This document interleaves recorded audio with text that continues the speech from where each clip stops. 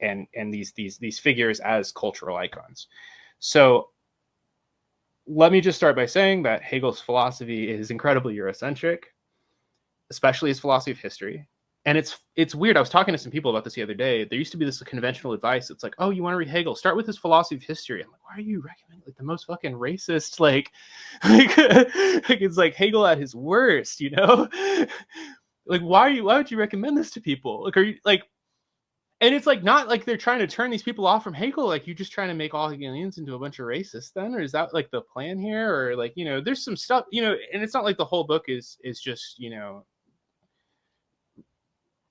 full, you know, there are parts of the book that are not just like connected to this, but it's like it's very strange because the book is a very Eurocentric version of history.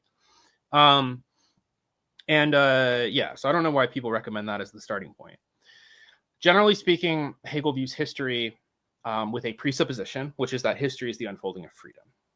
He understands freedom dialectically, meaning that he's not just saying like, okay, are you this much free or that much free, or like, you know, like what's the level of freedom, but he wants to locate where the freedom is in each society. And so the way he sees it is that it goes from one man is free, some men are free, and all men are free, which he associates with three different cultures: Asiatic, Greek, and finally European, or at least he would hope European, because I mean, right, he's still living under a monarchy and things like that.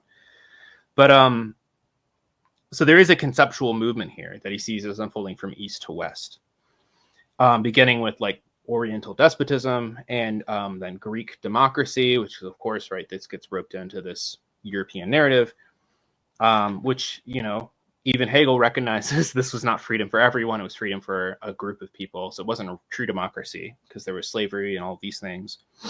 And finally ending with what he sees as the promise of like liberal revolutions in Europe. So now Hegel, for reasons you just like mentioned, has a strange Eurocentrism. And I'm sure that like experts on Orientalism, like in the bad sense, like people like, you know, Said or people in that tradition know a lot more about the history of this stuff than I do. But it seems strange to me that he incorporates like North Africa and parts of Asia into Europe, the greater Europe. And, you know, there's a long like history of like the French like trying to pretend that like Egyptians were white, right, and things like this, right? So there is like a precedent here. And Hegel seems to view things, geographical areas, as becoming historical only when they come in contact with Europe, which is pretty much the way that we're also still like trained to think Eurocentrically in our own like settler education, right? We hear that Columbus discovered America. It's like, weren't there people here who knew